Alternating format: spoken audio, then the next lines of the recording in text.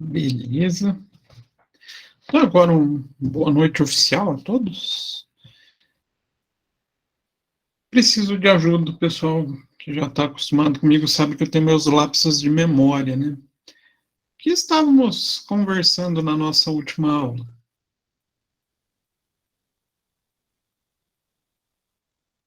Sobre a introdução à administração pública, isso? Boa noite, prof. Boa noite, Rebeca. Introdução, falamos um pouquinho do desenvolvimento histórico, né? De maneira bem superficial. O Leandro falou dos 3 poderes?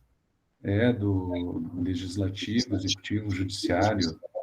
Ele não entrou ainda, né?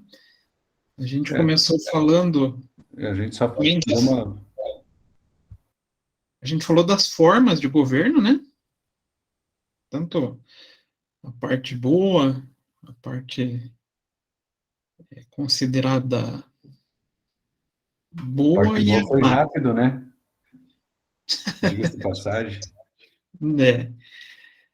Aí a gente falou também um pouquinho dos sistemas de governo, né? Que são 2, quem lembra?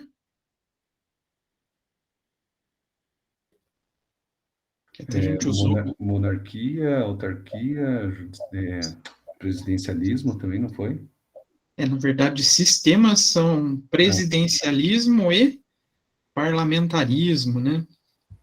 Então, possibilidade de condução do governo, onde no presidencialismo a gente tem uma figura só como chefe de Estado e chefe de poder, e já no parlamentarismo essa figura é desmembrada, né? A gente tem uma pessoa como chefe de Estado e uma pessoa como chefe de poder.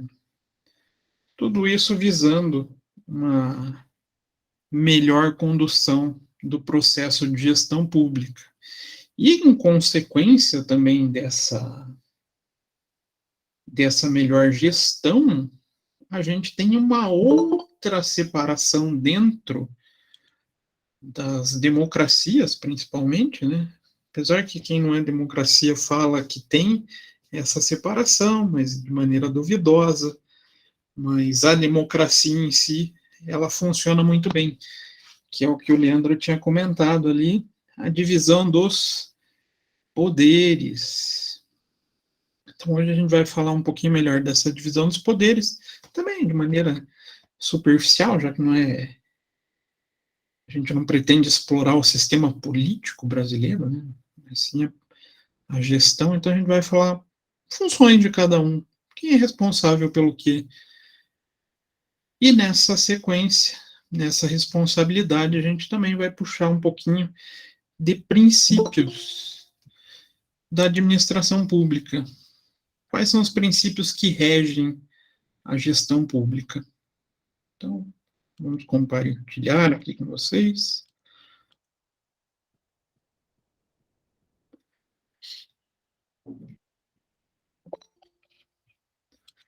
Desinvestou a ter pedido de ingresso na sala. Então, falando nessa divisão dos poderes, ela surgiu, a teoria em si surgiu lá, basicamente, na Revolução Francesa, nessa melhoria do sistema político, buscando o processo democrático, e consequência foi o desenvolvimento praticamente de todas as democracias baseadas nesse sistema. E essa teoria divide o processo de gestão pública, depois que existe a constituição de um Estado de direito, em 3, né? O Leandro ali começou a falar quais são mesmo, Leandro? Está até na moda. Legislativo, executivo e judiciário. Isso mesmo. Isso está até na moda falar no Brasil hoje em dia, né? Tem gente que vai criticar, tem gente que vai defender. Vivemos períodos nebulosos, né? Mas o que são eles, então? Então, segundo Santos, Montesquieu demonstrou a separação dos poderes e, além de julgar necessária a harmonia entre elas, defendia uma limitação para que não para... Opa, cadê meu marca-texto? Aqui. Para que uns não paralisassem os outros. Isso traz muito bem a ideia de três poderes funcionando de modo independente. Cada um executa a sua definição, ou a sua competência, sem interferir na competência dos demais poderes. Então, começamos com o poder legislativo. Tem o poder de legislar, criar leis. Então, o poder legislativo, na maioria das repúblicas e monarquias, é constituído ou por um congresso. Começaram a furar a parede esse horário aqui em casa. É uma coisa de louco, né? Não aqui em casa, no prédio. Então, congresso, parlamento, assembleia ou mesmo câmaras. Temos alguns desses aqui no Brasil?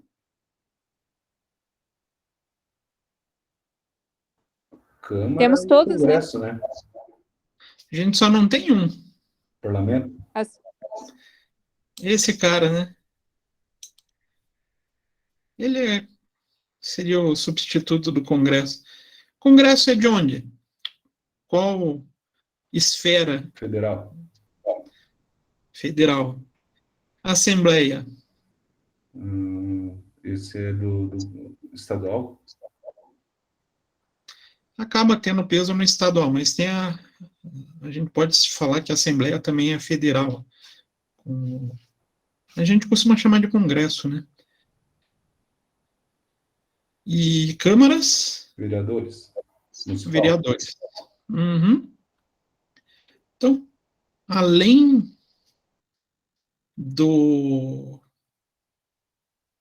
da atividade legislativa, o Poder Legislativo também tem a atribuição de fiscalização.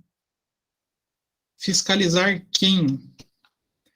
Ações do Poder Executivo. Procede isso? Será que é mesmo?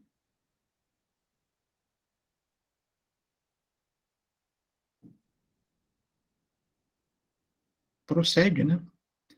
Não é à toa que existem comissões parlamentares de inquérito. O próprio vereador, deputado, senador, ele tem o poder de apontar inconsistências nas ações do Poder Executivo.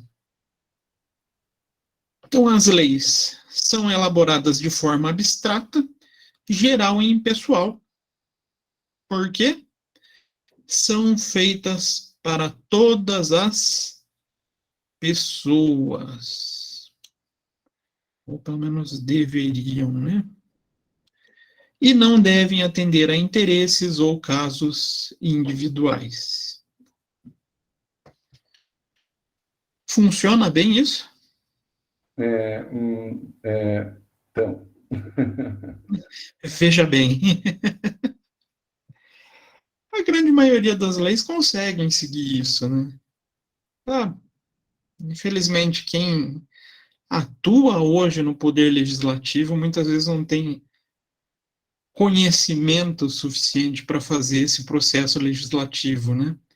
Então a gente acaba vendo algumas legislações sem pé, sem cabeça, né? Mas é outra situação, né? Entra numa discussão até meio política.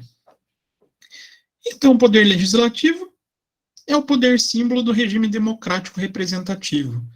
Sem o poder legislativo, não existe democracia. Será?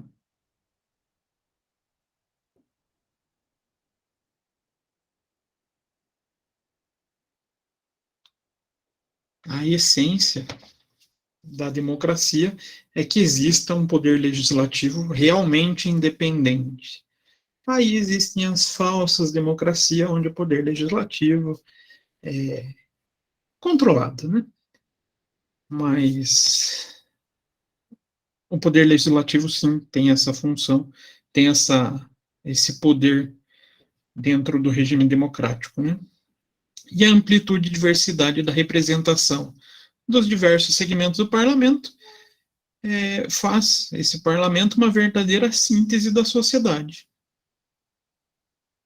Então, é no legislativo que a sociedade se encontra melhor espalhada, com presença mais visível no âmbito dos poderes constituídos para governá-lo e protegê-lo. Vocês conseguem vislumbrar essa participação de toda a sociedade nesse poder legislativo?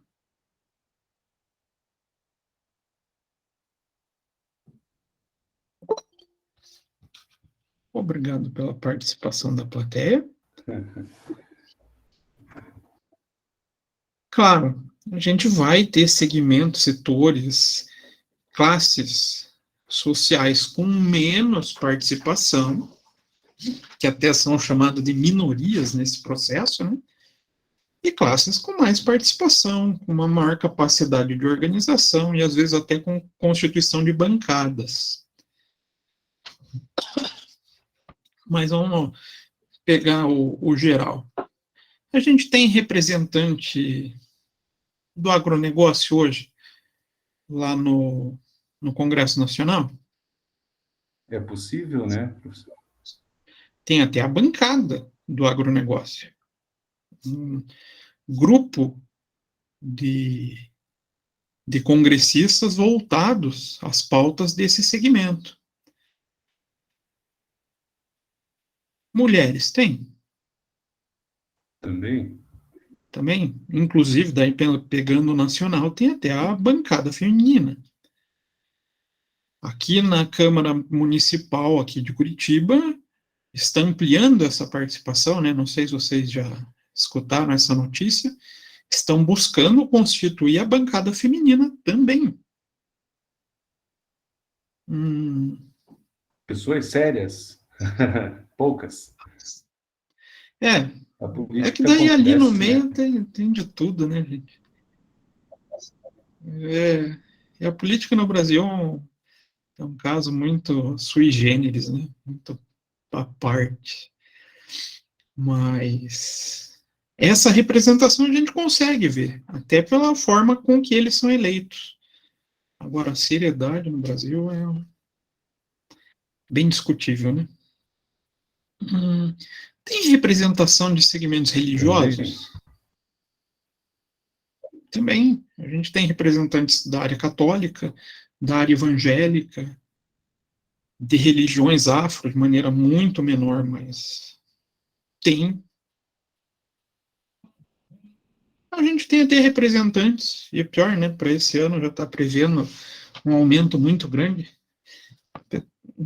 É até estranho, às vezes a gente gosta de uma situação, mas é contra outras. Até pessoal que defende o armamento. Não sei se vocês viram o aumento do número de CACs, né, que chama, se candidatando quase, se eles se elegerem, vai permitir quase a constituição de uma bancada. Então a gente vai tendo representantes de toda uma sociedade. Alguns com maior participação, alguns com menor. Isso faz com que esse Congresso, esse poder legislativo, tenha essa... Diga, Amanda.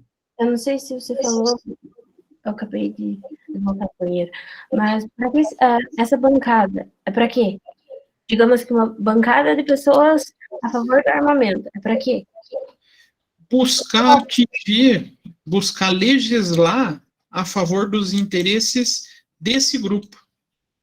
Então, seria um grupo de pessoas que criam leis para facilitar o acesso à arma para quem tem porte não, né? aquele registro de atirador, caçador e colecionador. Então,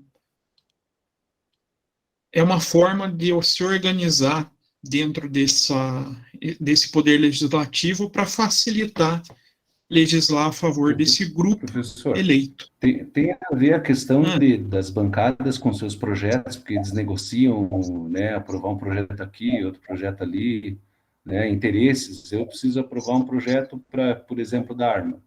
Se você vota para mim, eu vou votar no teu projeto, umas coisas assim, não acontece? Tem. A negociação entre as bancadas é muito fértil, né? E apesar de não ser legalizado no Brasil, também a gente tem a figura do próprio lobby, né?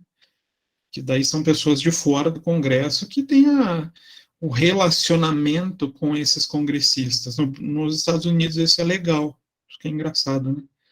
Aqui no Brasil não, mas setores da sociedade que fomentam essas aprovações.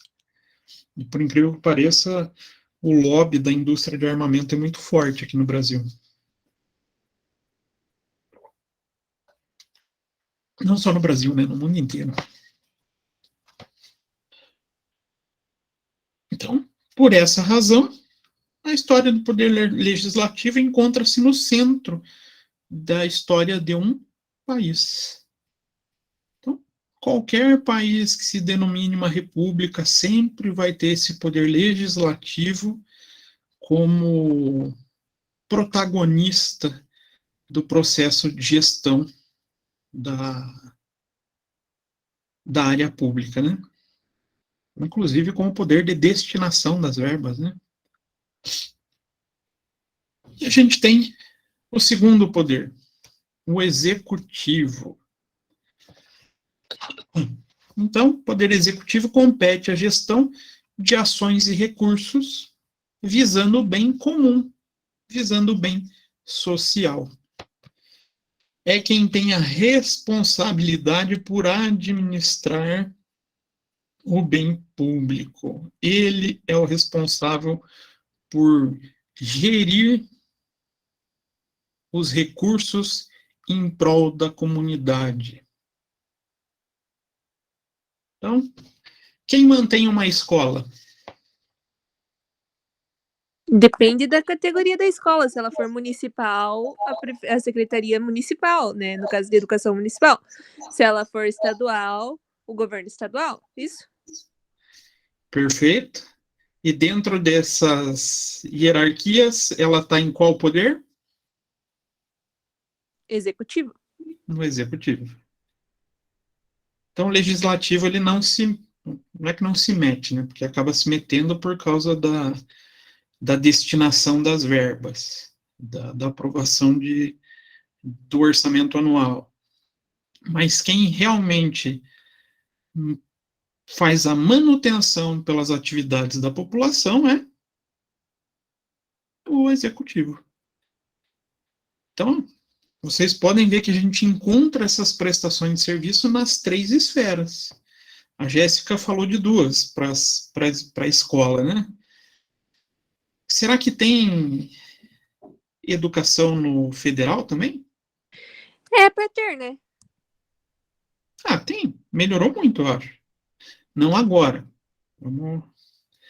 Melhorou muito, vamos falar assim, nos últimos 20 anos. De qualidade nunca questionei, professor, mas exatamente a quantidade, poucos, né? Poucos têm acesso, né?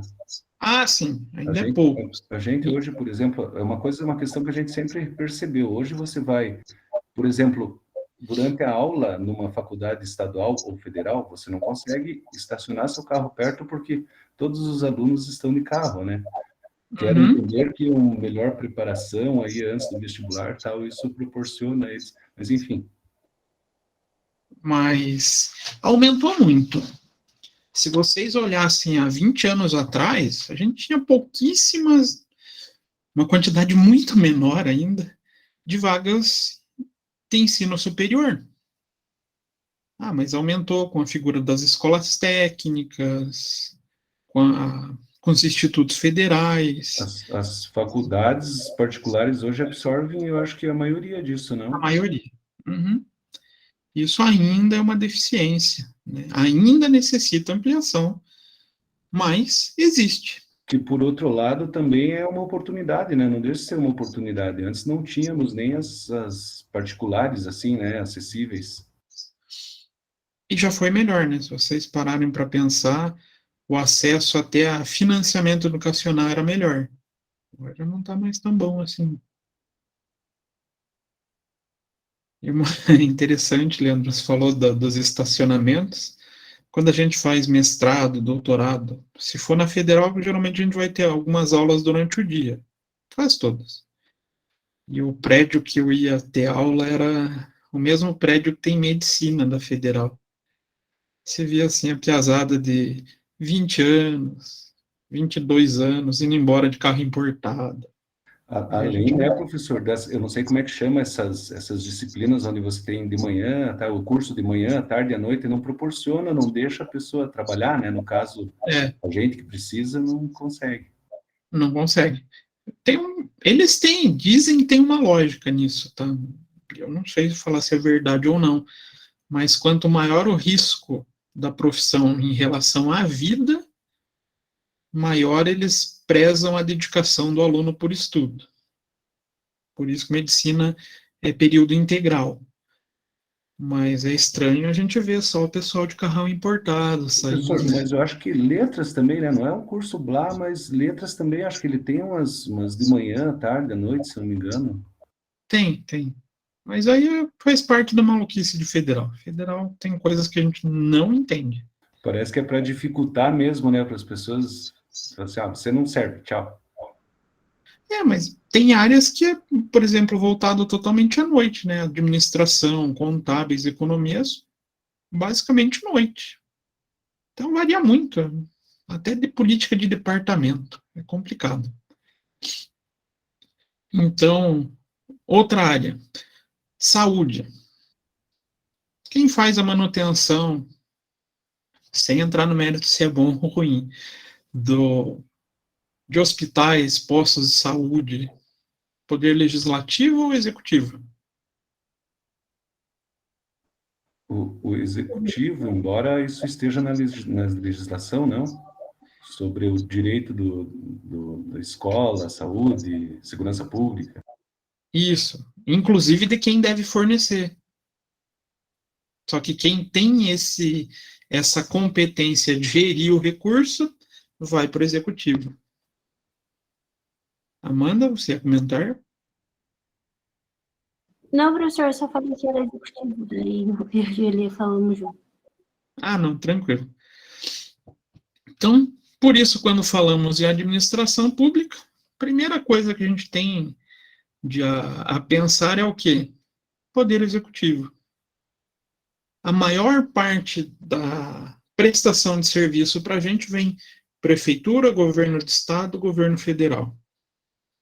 Então, qualquer problema ou qualquer coisa que é feita, nossa cabeça vai pro poder executivo. Ele é o que mais entra no foco da sociedade em relação a essa prestação de atividades.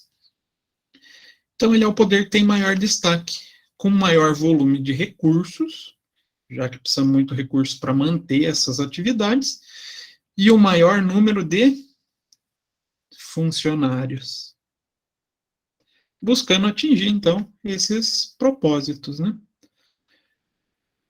Talvez vocês discordem que o poder executivo é o maior destaque. Será que concordam? Será que discordam? Principalmente em um Brasil atual, né? Existem muitas Professor, se o executivo é o que tem que executar e gerir os recursos, então, dentro da nossa matéria, ele tem que ser o maior destaque. Porque o legislativo, ele vai, projetos de leis, daí já não cabe muito a gestão, né? É mais lá do pessoal do direito, né? mais ou menos. A gente também tem uma influência muito grande com o legislativo. Por quê? Toda a parte de orçamento vem lá do legislativo. Então, a gente tem também possibilidades de atuação no legislativo. Só que falando de gestão, efetivamente, claro, a gente vai ter um foco maior no executivo. E até para quem pretende fazer concurso na vida, a maior parte das vagas é do poder executivo, né? Legislativo são poucas as vagas que aparecem. Judiciário, daí é um caso à parte, para quem tem direito, para quem é do segmento judiciário, né? Então, peço ainda para vocês responderem, ou ao menos refletirem, quem é a pessoa mais importante do seu município? Seja para falar bem ou para falar mal. Alguém arrisca dar sua opinião? Ou quem é a pessoa mais importante do seu estado? O governante eleito, por acaso? É uma pergunta pessoal. Vocês têm que falar, não, para mim é esse. Eu entendo que prefeito, município, governador no estado e presidente da República como estado, como federal, né? Então quer dizer que vocês não gostam de nenhum vereador? Olha como é a tendência da população é ir para esse centro do executivo. Se vocês saírem perguntando, pode perguntar para o familiar. Quem eles votaram na última eleição? Inclusive foi a de prefeito, né? Provavelmente eles vão responder prefeito. Mas será que vão responder quem foi o vereador que votou? Como deputado e senador, né? Assim como quem... Muita gente já sabe, eu vou votar nesse para presidente, vou votar nesse para o governo.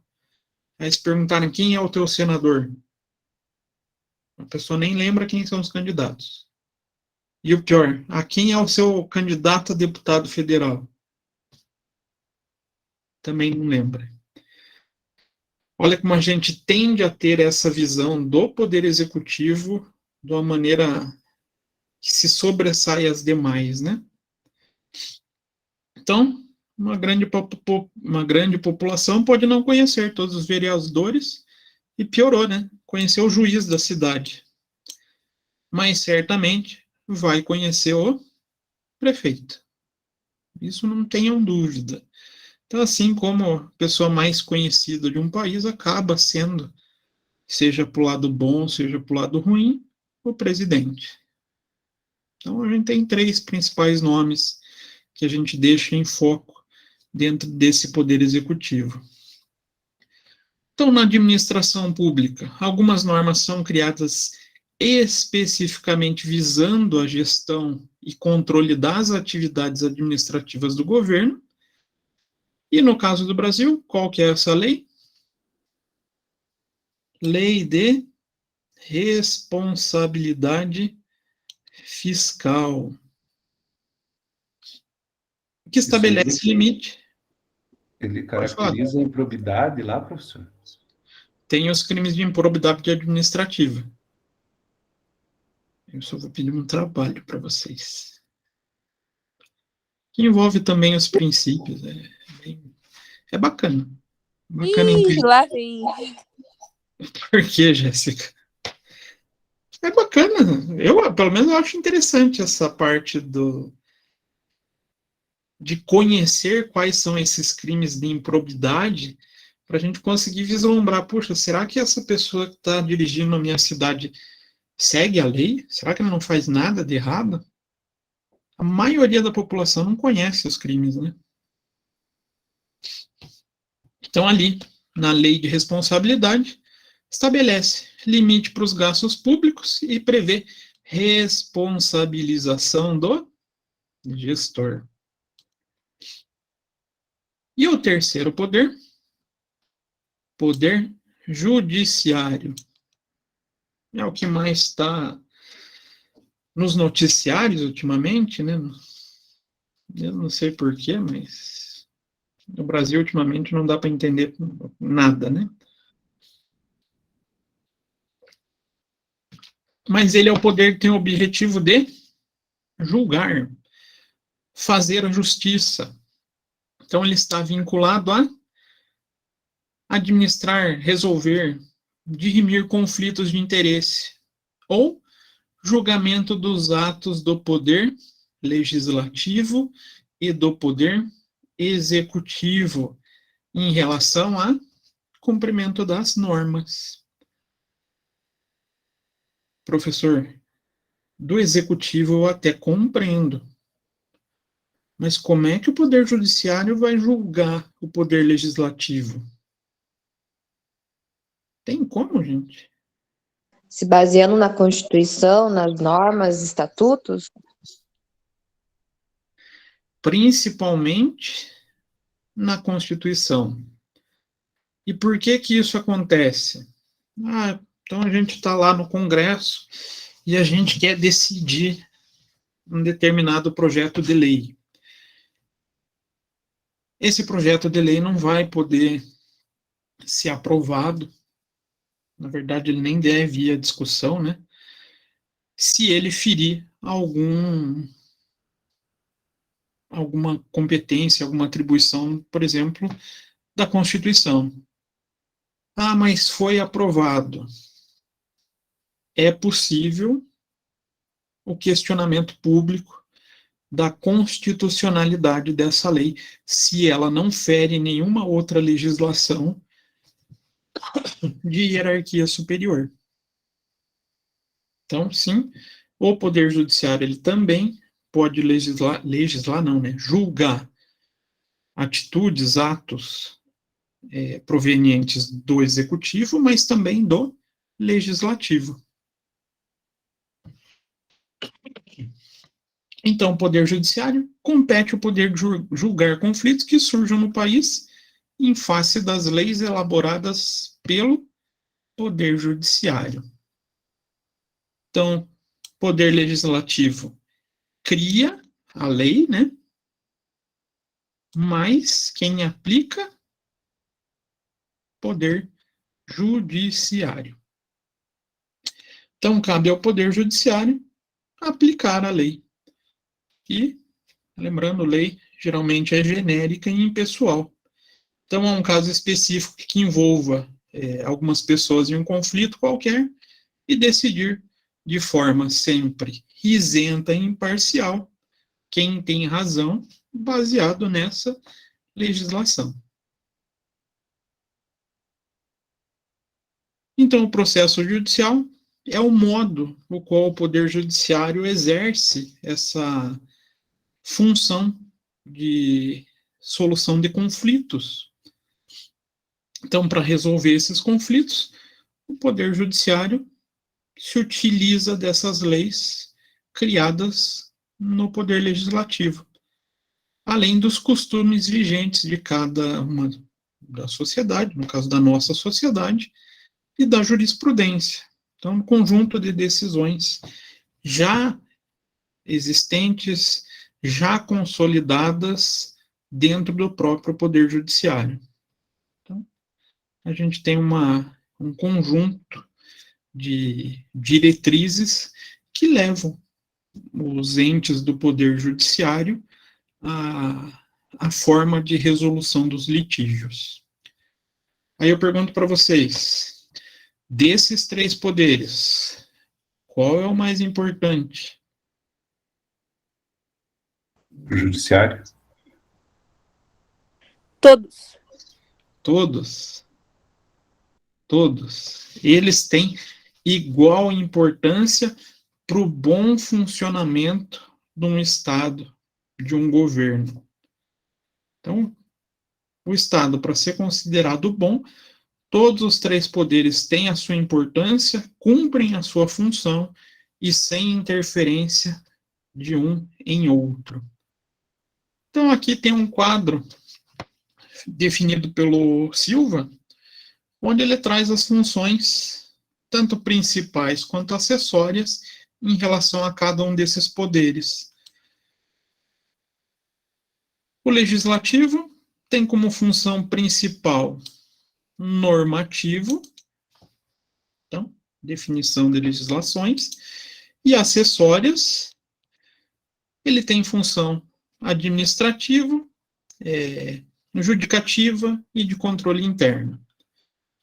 O executivo tem como função principal a esfera ou a função administrativa, a acessória, então, normativa, judicativa e de controle interno.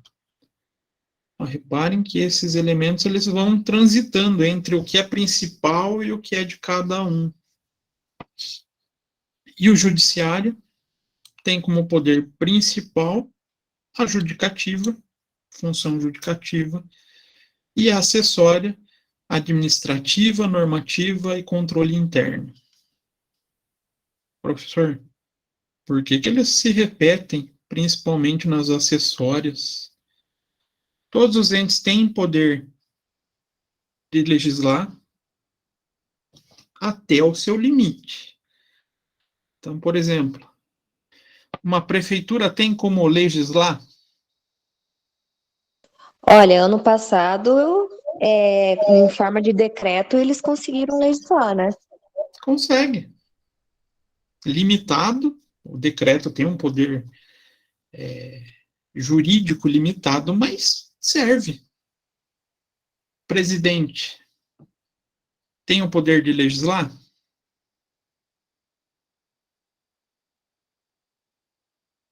Tem quando sanciona uma lei, né, professor? Não só quando sanciona. Um outro exemplo é a própria medida provisória, né? Medida provisória é uma espécie de um decreto. Então, a gente tem algumas formas inferiores na lei que cada uma dos poderes podem utilizar, mas como uma função secundária, tá?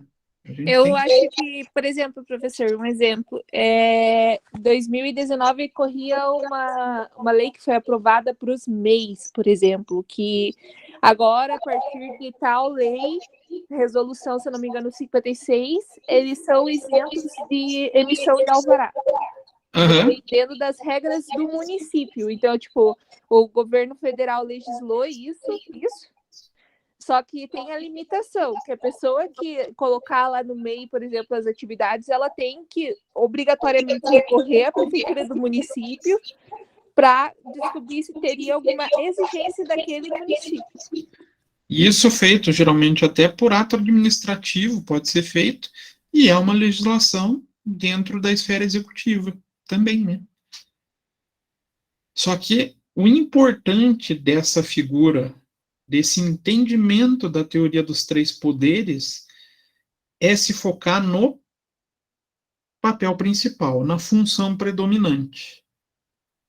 Então, podendo executar as acessórias, mas o esforço maior do legislativo é criar a legislação, do executivo é a administração pública e do judiciário é o julgamento de litígios. Os demais serão feitos, mas com esforço ou com um nível de trabalho menor, né? Isso não vai causar interferência de um poder em outro, faz com que os três poderes atuem de maneira harmônica. Importante essa separação, Será que outros países funcionam assim?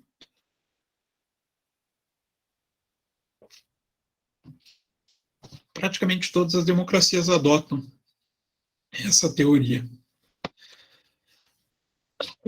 Então, falando um pouquinho, definindo a administração pública moderna, a administração pública é o planejamento, organização, direção e controle dos serviços públicos, segundo normas do direito. Então, o Estado, na sua função de administração pública, ela é pautada na legislação? Será que é isso? Sim. O Estado ele tem as previsões legais a serem cumpridas. Isso foge até um pouquinho do que nós, pessoas normais, réis mortais, podemos fazer em legislação, em relação à legislação, é diferente do que o Estado. Nós podemos fazer tudo o quê? O que a lei nos permite ou tudo o que a lei não nos proíbe? Como diria o professor Marcos, poder fazer a gente pode, só que vai pagar a consequência, né? Desde que não seja Não, pois é, proibido. é sobre isso que a gente estava Não é falando, né? verdade? Fazer, você pode fazer, só que você vai ter a consequência de fazer, que não pode, né? Vai. Mas se não tiver proibido, eu, cidadão normal, posso fazer. O Estado pode agir dessa maneira? Deve, né? Não. Não. O Estado ele só pode fazer o que lhe é permitido, o que a lei determina que seja feito. Então tem que estar na lei. Tudo o que o Estado deve fazer. Por isso, ele é muito mais voltado ao segmento da legislação do que o próprio cidadão comum. Porque uma empresa, por exemplo, administrar uma empresa é muito diferente do que administrar uma prefeitura, do que administrar o governo do estado ou uma secretaria. Se eu estou em uma empresa, posso fazer tudo que a lei não me proíbe. Se eu estou administrando, sei lá, uma secretaria de saúde, eu posso fazer tudo, ou devo fazer tudo, o que a lei me permite, ou do que a lei me traz como prerrogativa. Então, a lei, além da legislação, a gente também tem a moralidade, né? Do que a moral indica, visando sempre o bem comum. Então, nada pode ser politicamente certo se for moralmente errado. Então, cuidado também com a moral. E até aí o outro lado da moral, como que é o nome mesmo? Ética. Essa me deu branco. Ética e moral Não, são diferentes, né? são diferentes? São. Então, eu tenho que preservar as duas, né?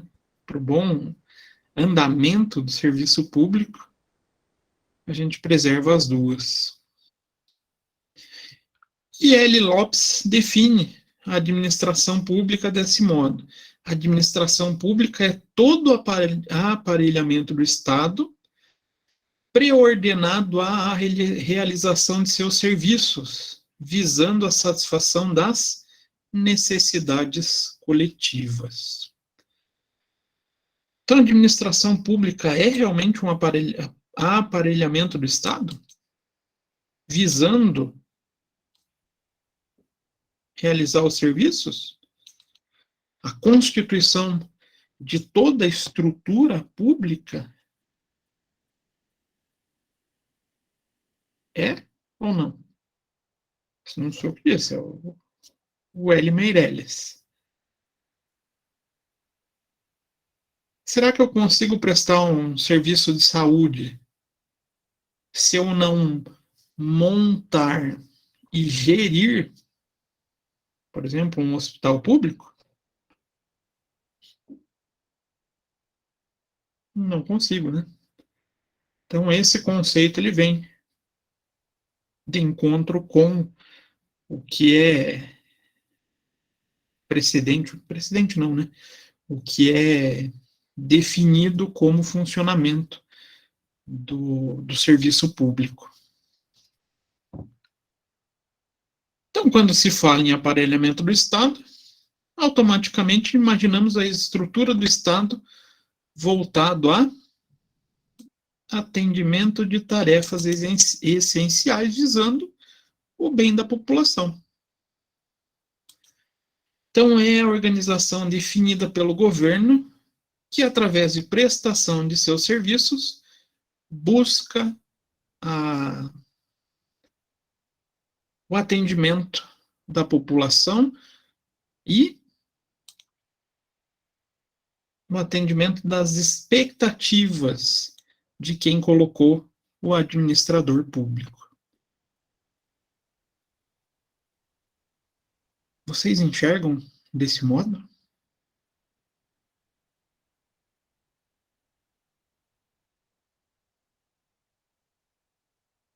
Que silêncio.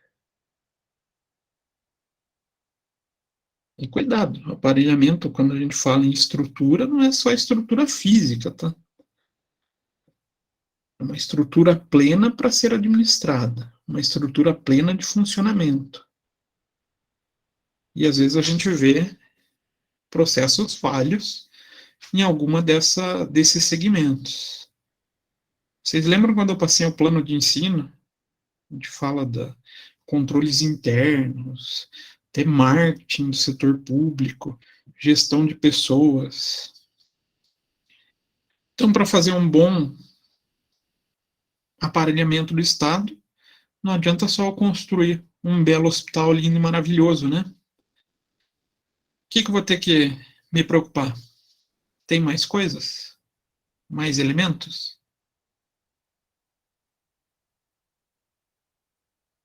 Será que minha internet caiu porque ninguém me responde mais? Não, professor, a gente está aqui sim, é que... Preciso de pessoas? Professor, você pode repetir a pergunta porque cortou aqui. Eu mudei de um lugar para o outro e saiu meu Wi-Fi. Tá. Pense ali, eu falei do aparelhamento do Estado, visando prestação dessas tarefas essenciais para a sociedade, né? Então, a organização desse governo para atender a expectativa de quem colocou o administrador público. E eu estava falando, será que o aparelhamento é só montar uma estrutura de funcionamento? Então, montar um belo hospital lindo e maravilhoso? Ou vai outros elementos? Eu acho que o servidor público é um elemento essencial. Acho que às vezes até mais essencial do que estrutura. Então, pessoas, que mais? Preciso ter normas de funcionamento e de controle?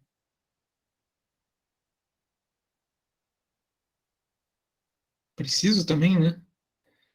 Até para garantir com que toda essa estrutura consiga prestar o melhor serviço da melhor maneira possível.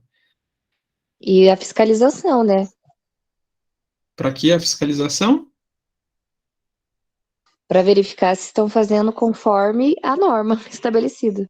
Conforme a norma e prezando, então, também pela boa gestão do recurso que está sendo empregado, né? Geralmente, quando se fere norma, aí vai recurso também mal utilizado, e assim a gente tem uma sequência de aparelhamento do Estado sendo mal utilizado. Então, a administração pública, segundo L. Lopes, a gente tem esse bom controle desse aparelhamento do Estado.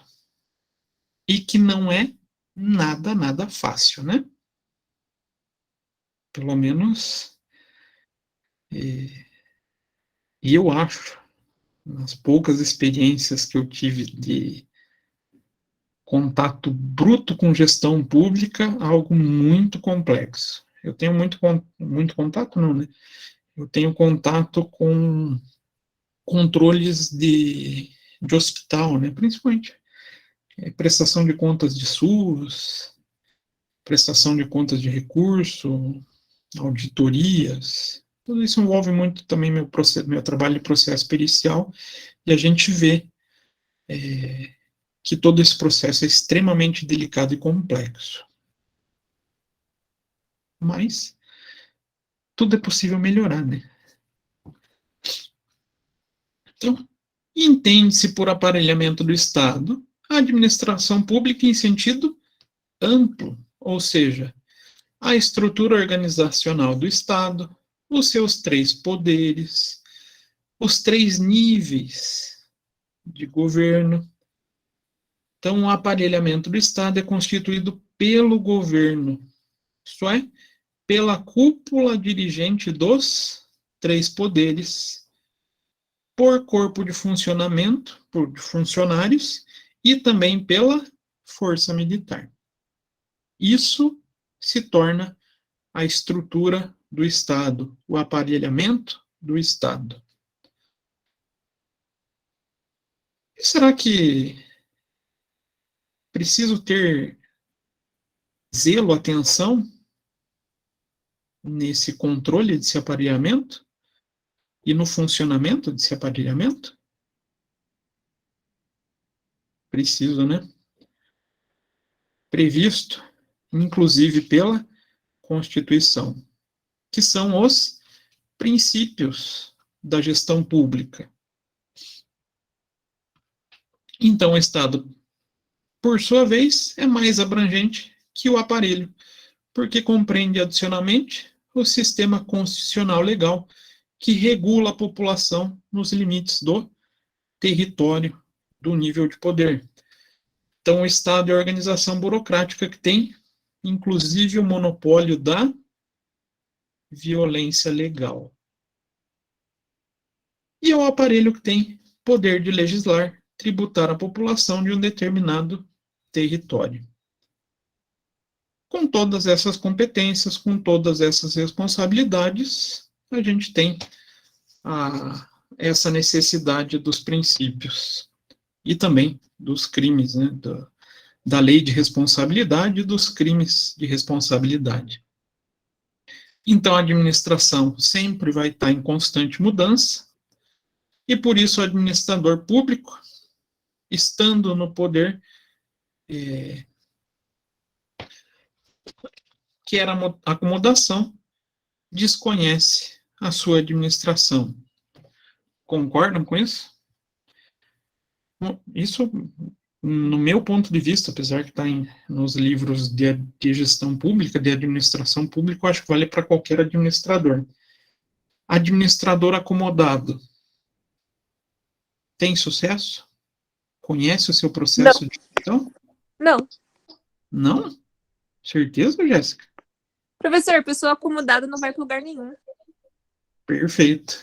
Então, administrador, qualquer gestor tem que ser uma pessoa inquieta, sempre tentando entender tudo que está acontecendo. Pode falar, Leandro. Não, além da questão que hoje no Legislativo temos aí muitas pessoas, eu questiono a questão de falta de experiência, né? Como um gestor para administrar pessoas aí com o que diria o primeiro grau completo na minha época, né? Mas sem estudo, sem experiência, sem know-how, sem nada, eleito pelo povo apenas por uma situação. Assim, a gente parte do princípio que atualmente na administração pública temos muitos desses, né? Puxa, e como? Isso que a gente vive numa região, vamos falar assim, privilegiada. Região de capital, região metropolitana, ela é melhor estruturada. Pense em um município lá no interior do Acre, como não é complexo isso. Mas vocês acho que vão lembrar o que eu falei na aula passada. Tem um grupo dentro desse aparelhamento de Estado que ele é fundamental para esse Estado sobreviver. Está aqui, ó. Corpo de funcionários, né? Não é verdade? Pessoal de carreira. Aquele que já sabe todos os prefeitos que passaram e vai ter até a capacidade de falar, aquele fulano fez merda nesse segmento. Aquele fulano fez merda no outro. o ciclano fez certinho em tal área, por eles estarem vivenciando todas as gestões. Isso entra até de encontro aqui com essa acomodação, né? Jéssica falou que acomodado não vai a lugar nenhum. Então, um bom gestor, ele vai ter que conhecer também a sua mão de obra?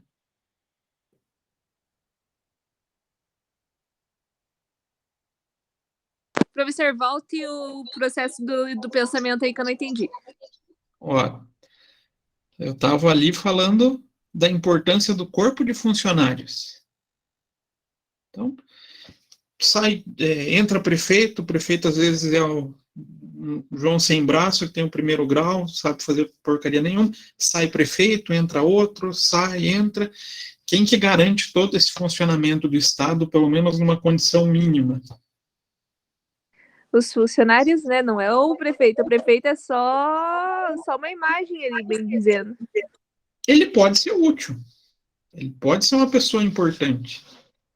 Mas aí entra nessa situação que a gente estava conversando. Um prefeito bom, um prefeito útil, ele não pode ser acomodado. E um dos fatores que ele vai ter que conhecer é a sua mão de obra, não é? Sim. E se vocês pararem, pelo menos é uma visão que eu tenho. Quando surge algum prefeito que tem um bom rendimento, ele usa menos o tal do cargo comissionado.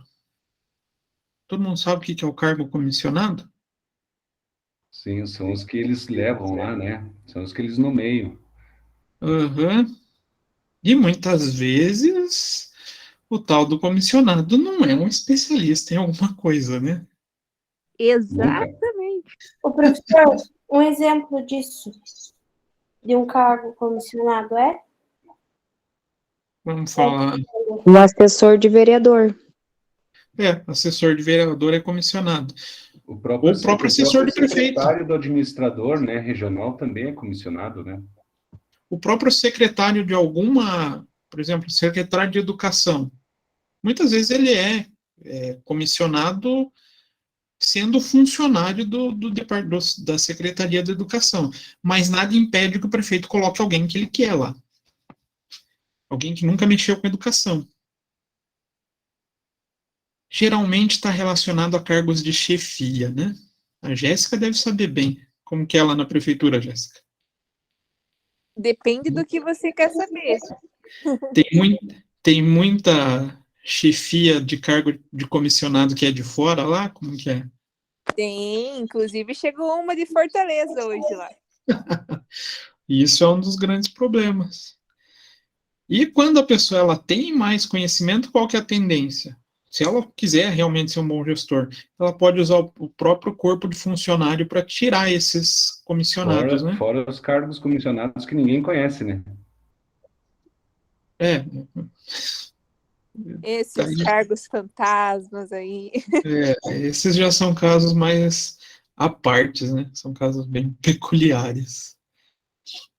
Mas deu para entender, Amanda, o que é esse cargo comissionado? Deu sim, professor. Agora parece que passou uma relação de pessoa que eu pensando, então é por isso. Se fosse numa empresa privada, o pessoal costumava te chamar de QI, né? Aquele indicado que veio de fora, que era amigo, né? Infelizmente tem também na área privada. Cargo de confiança também, que fala.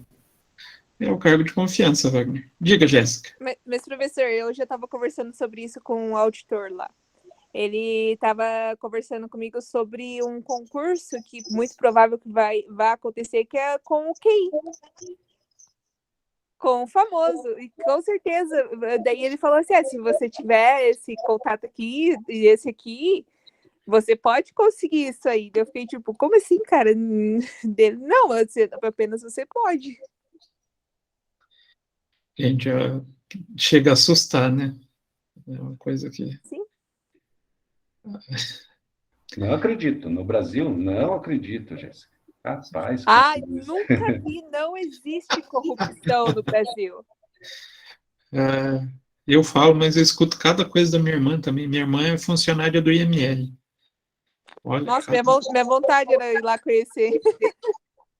agora o museu está aberto, acho que é a última segunda-feira do mês, agora é aberto ao público. Pessoal Ai, que que quer legal. escutar umas histórias macabras, dá para ir lá. Mas tem umas coisas Tem uma assustadoras. guria do IML de Santa Catarina que eu acompanho ela no TikTok. Cara, que guria incrível. Ela conta cada coisa, ela compartilha a experiência dela, né?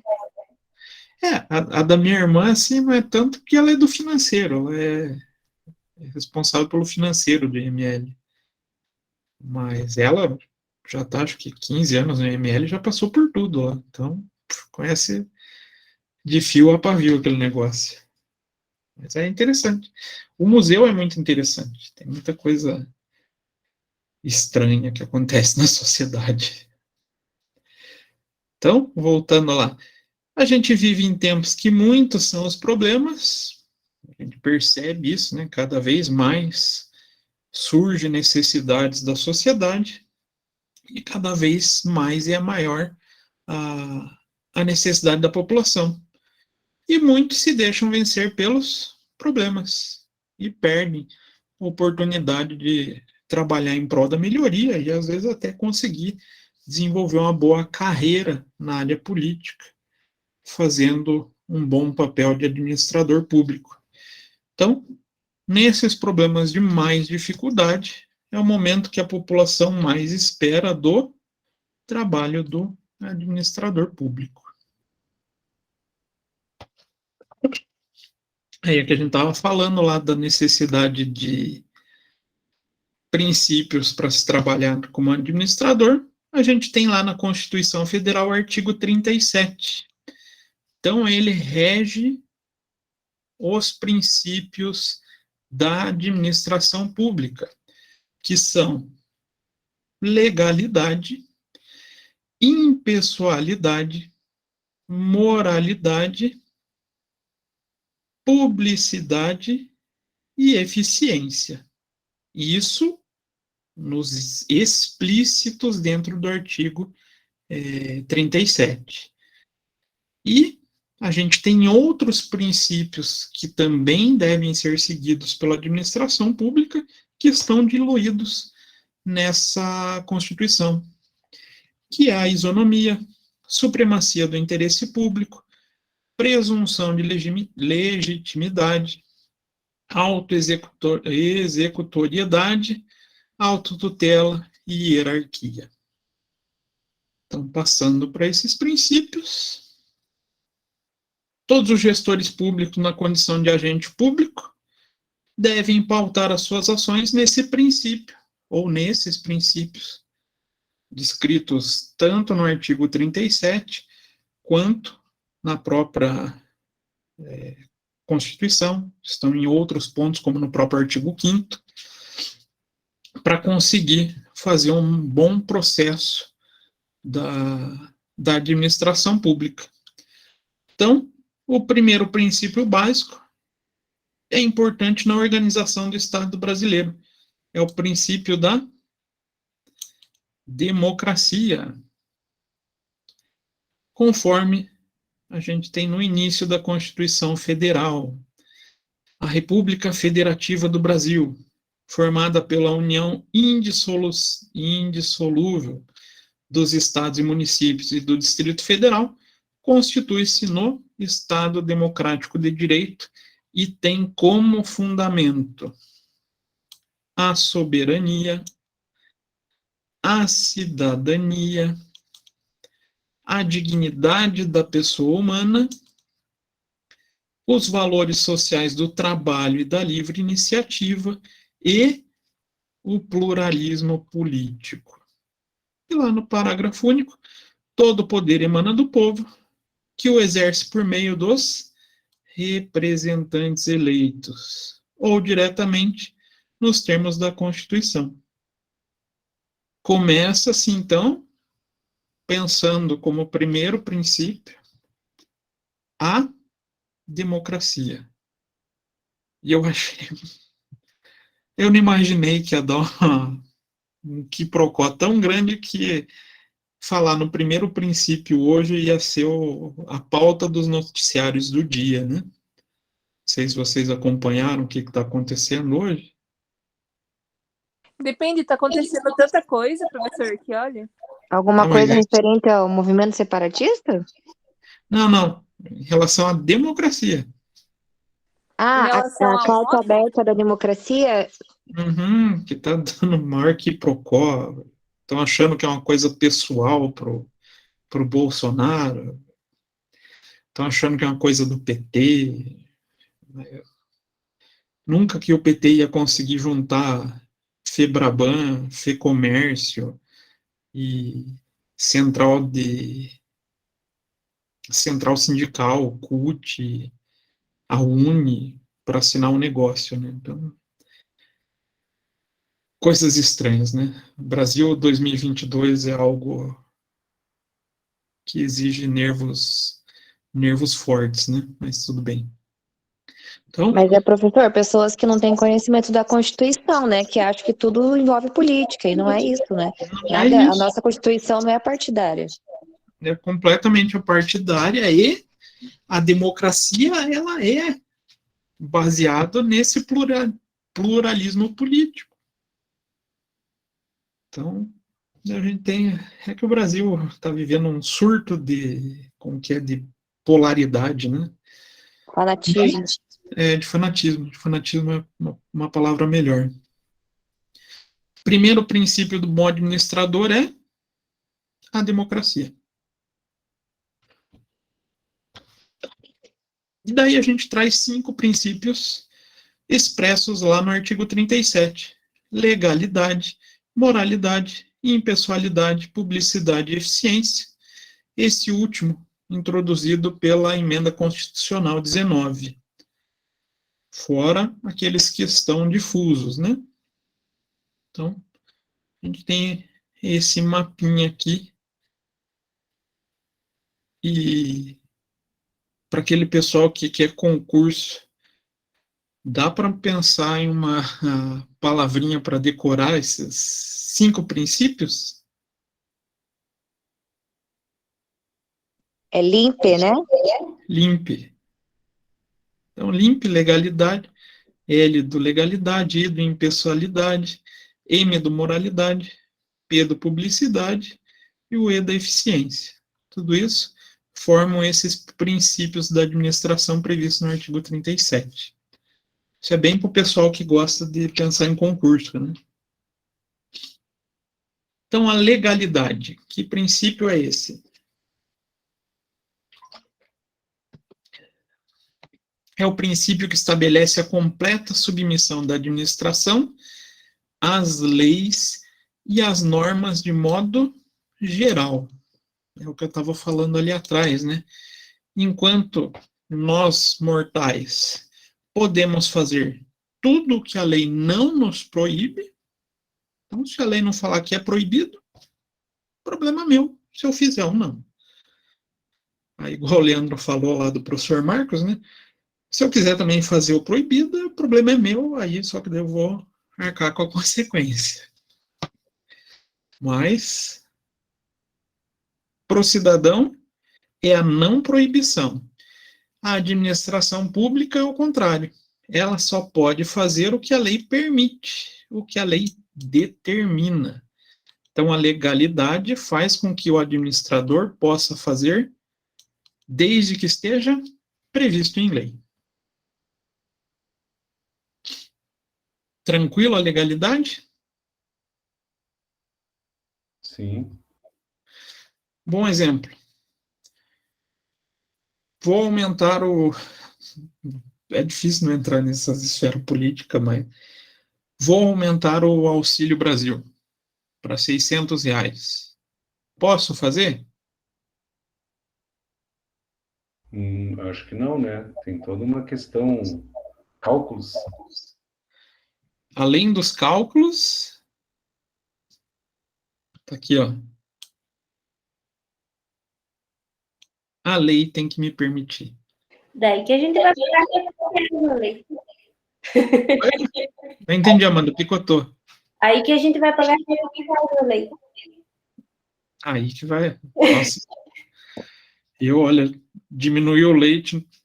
Se bem que está sendo bom para o meu estômago. Acho que eu tenho um pouquinho de intolerância à lactose, mas pelo preço do leite, não está dando mesmo.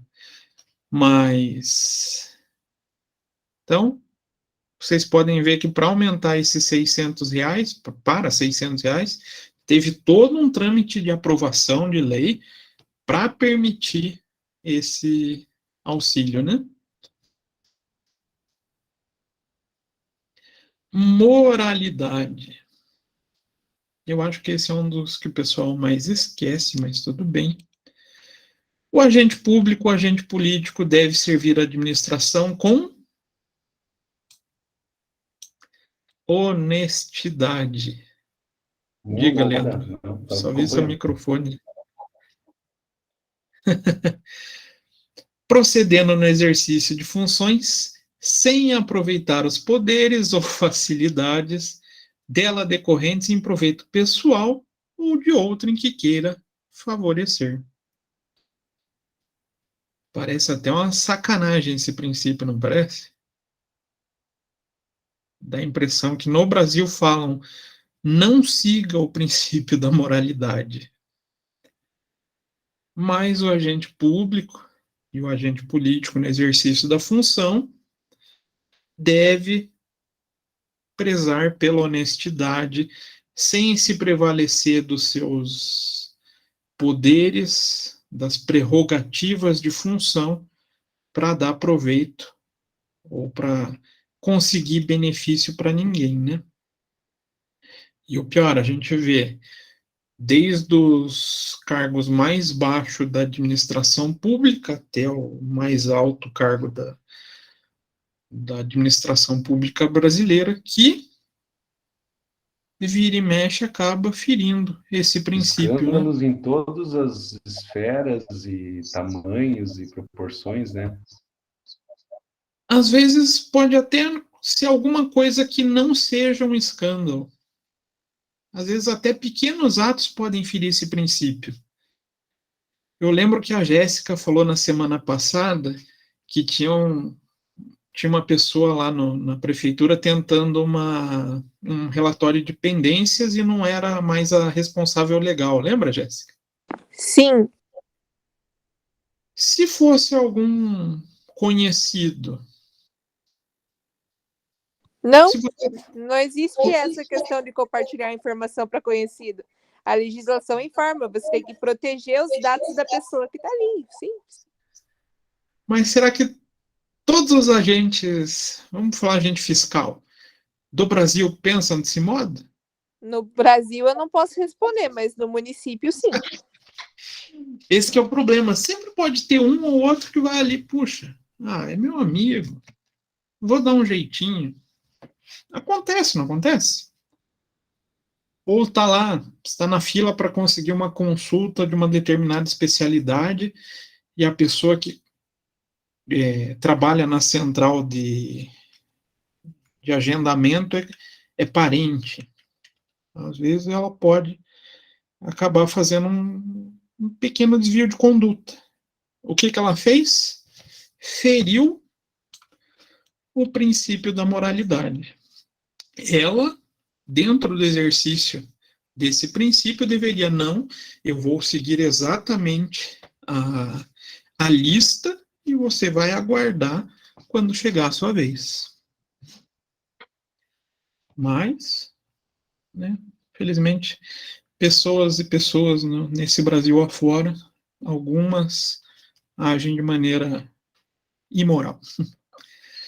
E a Constituição Federal, com base nesse princípio, permite a qualquer cidadão ingressar com ação popular visando destituir atos ou normas lesivas à sociedade. Professor, o Trump não está respondendo sobre algo parecido com isso, um vazamento de informação sigilosa do governo?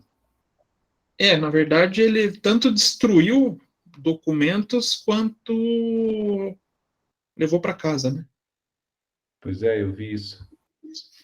Então, e fora também os outros atos de incitação e até ferindo o primeiro princípio apesar que não é com base na nossa Constituição, mas a Constituição americana também tem o princípio da democracia.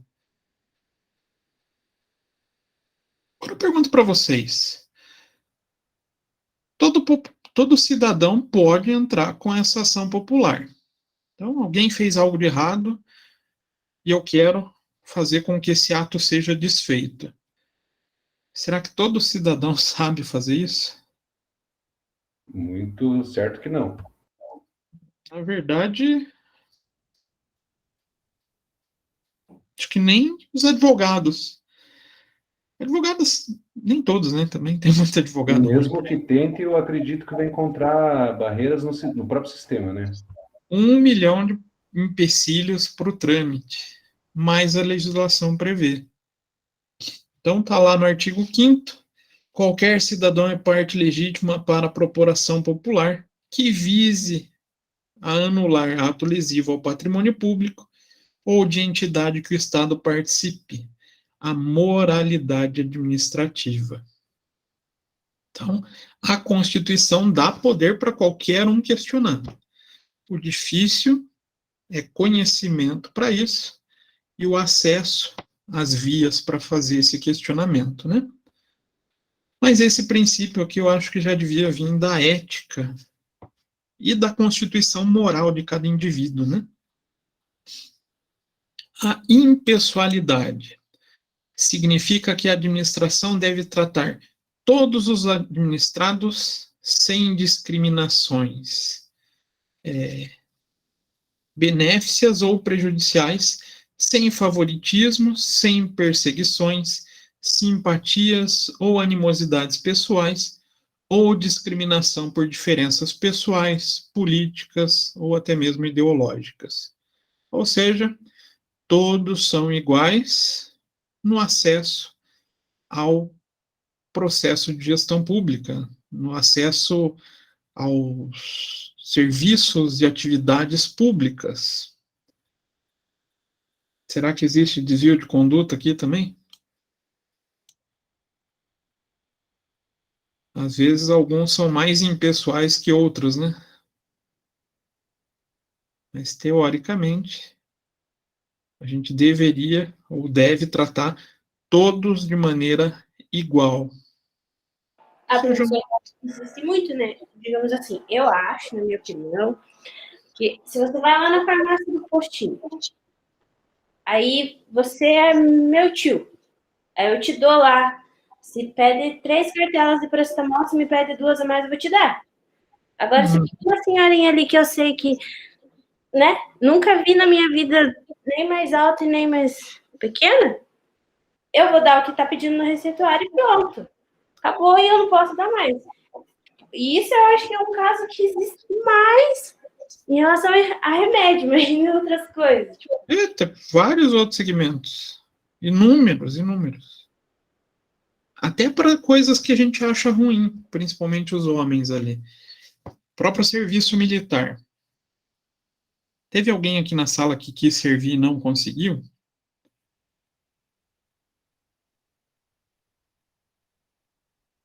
Acho que os homens estão dormindo. Só o Leandro de vez em quando conversa. Eu servi. Serviu? Sim. Então você sabe bem o que significa a palavra pechada, né? Bem mesmo. O que é essa palavra pechada? Não é o É um favorecimento arrego, né? de um?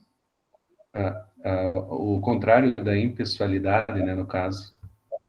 Uhum. Ali também é mais uma quebra do princípio da impessoalidade. Então a gente vai encontrar em vários setores também, vários segmentos. Infelizmente, desvios de conduta dentro do processo de administração pública. Nepotismo? Nepotismo acho que já é um pouco mais grave até. Porque Prevaricação, acho, né? Uma coisa mais ou menos isso. a prevaricação também pode ser algo mais grave. Aqui, às vezes, é algo que pode não configurar o próprio crime, mas quebra um princípio. Então, às vezes, passar um na frente do outro. Às vezes, não vai configurar um crime em si, Mas, por exemplo, já o nepotismo, que daí já é o emprego de parente, aí já é um caso que vai além até da impessoalidade. Eu posso dar um exemplo disso, exatamente exemplo do quartel, quando eu servi no hospital militar, né? A minha sessão era de marcação de consulta, e aquilo era extremamente disputado, algumas especialidades. E aí eu já havia percebido que um senhor lá vinha a semana inteira de manhã e não conseguia para determinada especialidade que ele precisava. Eu peguei os dados dele, outro dia, assim que eu cheguei, já cedo, antes de abrir a marcação de consulta, um mapa que a gente chamava, fui lá, já marquei para ele, seria mais ou menos assim, né? Acabei virando o peixe dele, porque ele era um coronel e não sabia. Deu sorte daí, né? Mas isso acaba sendo a quebra da impessoalidade. O que Ali, não era justo com todo aquele povo que chegava lá às 6:30 da manhã para marcar a consulta e não conseguia, né? Ele mesmo foi um que... Isso é um dos reflexos dessa impessoalidade. Pior que nessa área da saúde, nossa, ver isso é horroroso, gente. Aí é o que eu falei, como eu tenho um pouco mais de experiência nesse ramo, às vezes tem coisa que me dói o coração. Publicidade. Não é para fazer publicidade do governo, tá? Então, é o fundamento no princípio da transparência dos atos da administração pública. Cumpre-se mediante a obrigatoriedade da publicação dos atos normativos e executivos, os quais somente passam a vigor a partir da sua publicação. Tudo que vai ser feito na administração pública, vamos contratar uma pessoa, tal pessoa está deixando o cargo, tal pessoa está progredindo de carreira, tendo uma promoção, está sendo agendada a data para discussão de determinado do plano diretor do município. Tudo isso deve ser publicado. Por isso existem os diários oficiais como forma de publicidade dos atos públicos.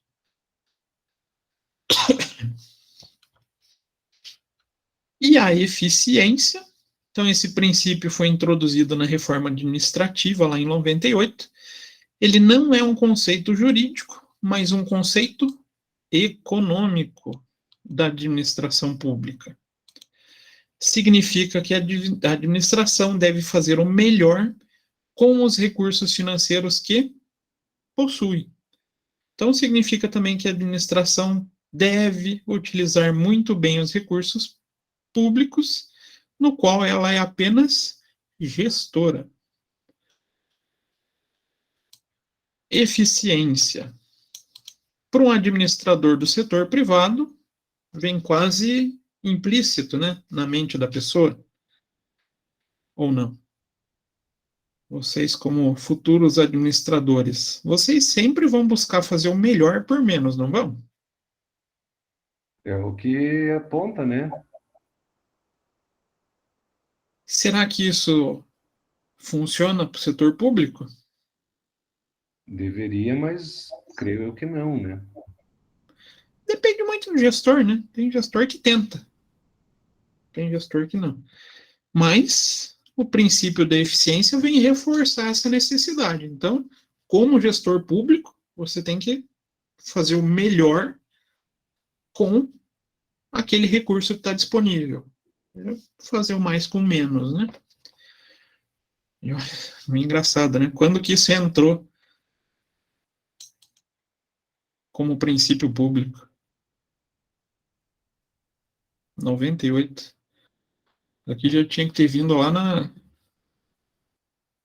na República, né? Junto com a Constituição, no mínimo. Lá na primeira Constituição já, né? Mas tudo que é processo de, vamos falar assim, tecnologia administrativa, então, novidades, boas práticas, ela demora muito mais para ser implementada no setor público do que no setor privado, né? Infelizmente. Opa. E os outros princípios que estão dissolvidos na Constituição, então a gente pode elencar esses. Então, que não estão previstos lá no artigo 37, que estão espalhados no texto da Constituição, são o princípio da razoabilidade.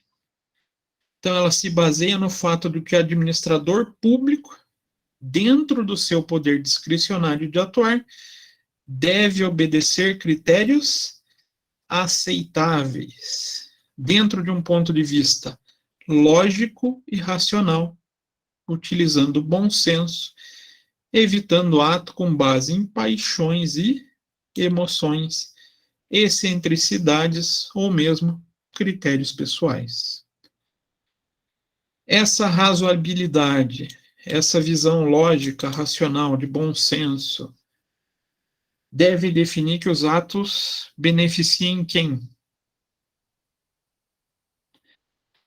O maior volume de pessoas, né?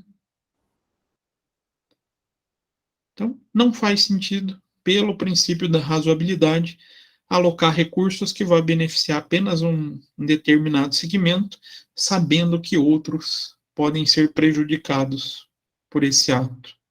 Ou, eu sou apaixonado por Raul Seixas. Será que é razoável eu, como prefeito, gastar uma boa grana para fazer uma estátua de bronze do Raul Seixas e colocar na praça da cidade? Pode não ser razoável. O Greca que comprou como que diz, uma maçaneta de 16 mil para a sala dele, não? Ouvi isso. Nossa, também. Isso eu não estava sabendo. A maçaneta, só. Ô, mas o que essa maçaneta então faz, será? Não era só nossa. Já deve fazer, né? Café, abre a porta sozinho. Que está agredindo de maneira absurda, né, a razoabilidade. Precisa disso? Isso nada mais é do que uma excentricidade. E ele é bem excêntrico, né, gente? Convenhamos, ele tem uns gostos, assim, de políticas públicas, às vezes, meio extravagantes.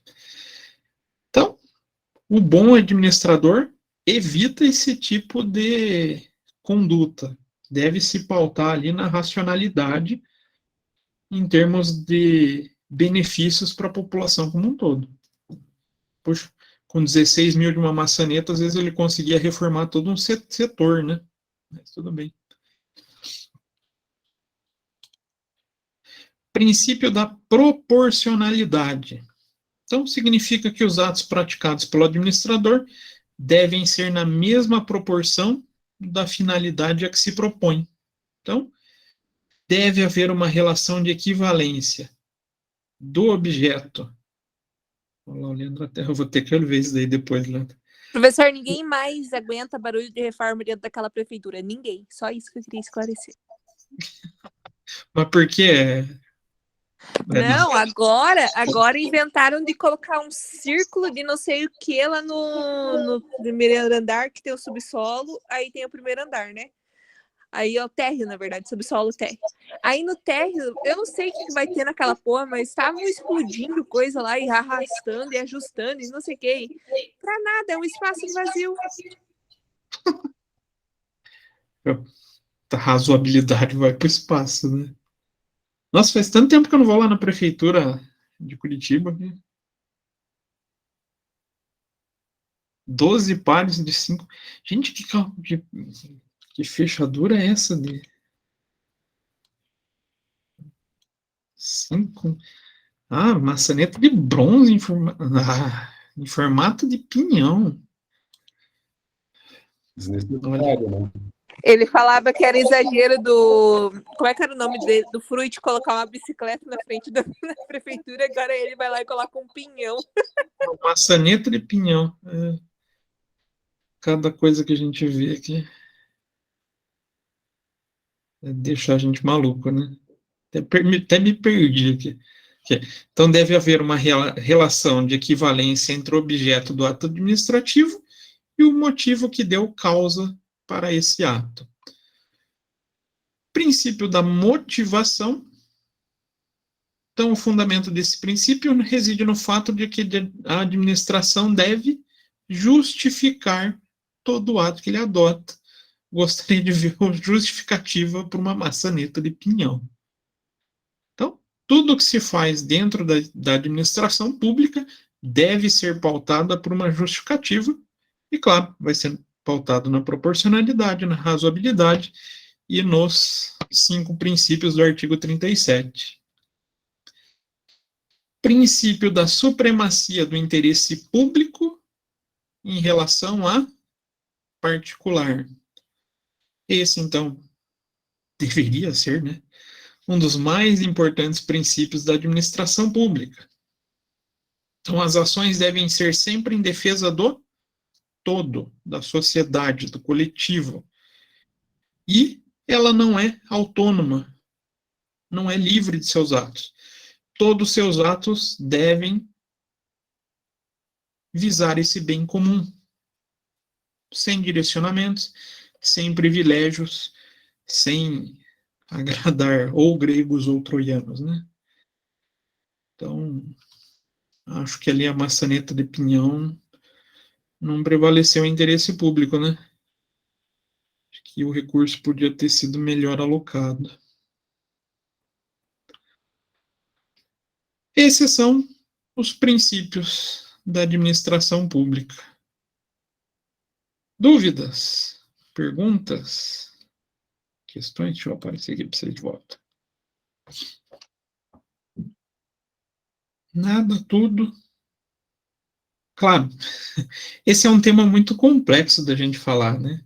Quando a gente lê esses princípios, eles são todos muito lindos, né? Se todo mundo seguisse aquilo ali, dava a impressão que a gente estava morando na Suíça. Mas tudo bem. Só que a gente sabe que existem desvios de conduta dentro do processo administrativo aqui no Brasil. Mas cabe a gente, tanto quando participantes desse aparelhamento do Estado, ou como simples contribuintes, como cidadão, entender tudo isso até para a gente poder até votar melhor, né?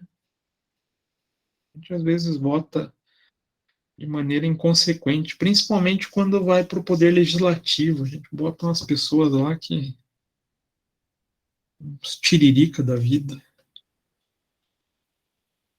Então a gente tem muitos problemas. É que a cultura do povo não é realmente, né, se orientar, se informar sobre o plano de governo, não, é pela simpatia. É se o cara como foi eleito aí, né, a última vez, o cara virou um meme de internet e o povo curtiu o cara porque falava tudo na cara e tal. Esse é o ser humano. Principalmente o brasileiro, né? O brasileiro é terrível para isso. Então, gente, para finalizar a aula, eu vou colocar lá no AVO ainda um trabalhinho, que é vocês resumirem esses atos de improbidade administrativa. Pode ser em dupla? Pode. Vamos definir em dupla, então. Então, vocês vão pegar e descrever quais são os atos de improbidade administrativa, que vai ferindo esses princípios, porém eles são mais... Professor, por acaso não seria esse arquivo que está junto com a aula de hoje? Ele tem cada situação e linhas ao lado. Espera aí.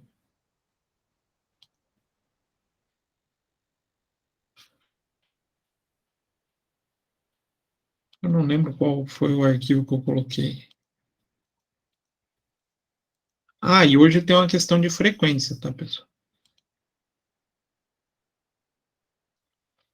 Espera aí, gestão pública. Opa.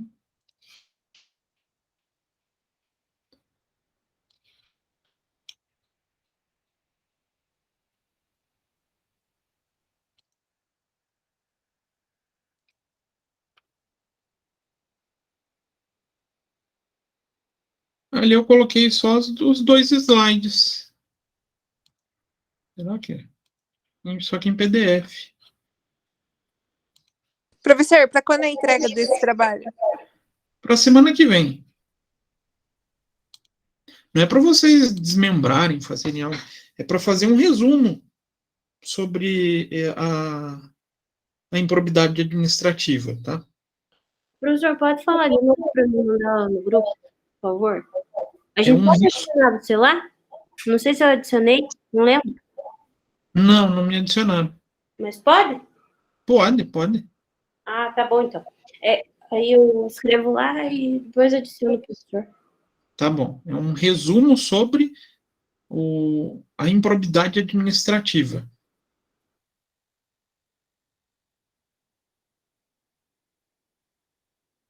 Eu não achei ali, Leandro. Eu coloquei no AVA só dois arquivos com os slides. Sim, 2 arquivos, isso mesmo. E aí um deles vem com linhas ao lado, ele está diminuto. Ah, não. É que eu tenho hábito, comentando com todos, eu tenho hábito de gerar 2 arquivos. Uhum. Um com um slide só por página. Se bem que para vocês até não vai fazer tanta diferença, porque vocês estão tendo aula online, né? Mas eu gero também um com 3 slides por página. Que daí, às vezes, o pessoal, isso é na aula presencial, né? Quer levar o material para a aula, mas não quer gastar uma folha para cada slide, ele imprime 3 slides por página. Aí o próprio PowerPoint gera aquelas linhazinhas do lado.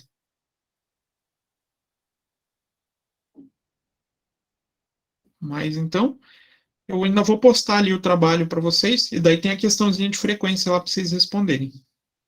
Beleza? Beleza, professor. Ó, só confirmar aqui como é que tá no AVA. Que cada semestre eles mudam a cara do AVA e eu me perco. Lá naquela coluninha do lado esquerdo, tem atividades avaliativas. Eu vou colocar lá, tá? Na verdade, eu vou falar. Elabore um resumo sobre improbidades administrativas, para vocês poderem postar lá na semana que vem. E, não Os tendo 2 postam ou só um? pode ser um só, aí coloca o nome dos 2. Tá. Então, não havendo dúvidas, a gente continua na semana que vem, beleza? Obrigada, professor. Boa noite. Ok? Obrigado, Jéssica. Boa noite. Está disponível lá já a frequência, professor? Já é para estar. Beleza, então. Valeu, obrigado. Boa noite. Boa noite, professor. Boa noite, professor. Boa noite, Bianca. Professor, boa noite. Bom final de semana. Até semana que vem, viu? Boa noite, Amanda. Até semana que vem. Bom fim de semana também. Tchau, tchau.